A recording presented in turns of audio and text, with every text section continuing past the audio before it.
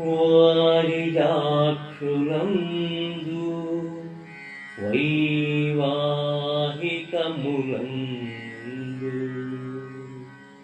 వారిజాక్షులందు వైవాహికములందు ప్రాణవిత్తమానభంగమందు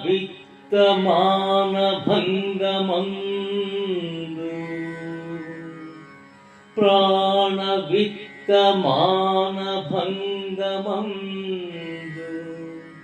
చకిత గోకులాగ్రజన్మ రక్షణమందు బొంకవార్చును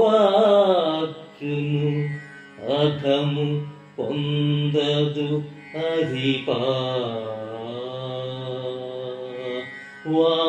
వారిజాక్షులందు వైవాహికములందు ప్రాణ విత్త మానభంగమందు చకిత గోకులాగ్రజన్మ రక్షణమందు బొంకవచ్చును అఘము పొందదు అధిపా.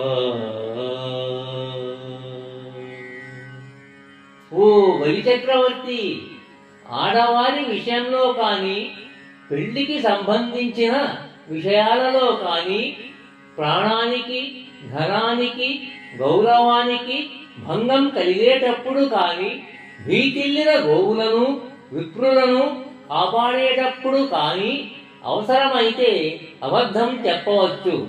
దానివల్ల పాపము రాదు.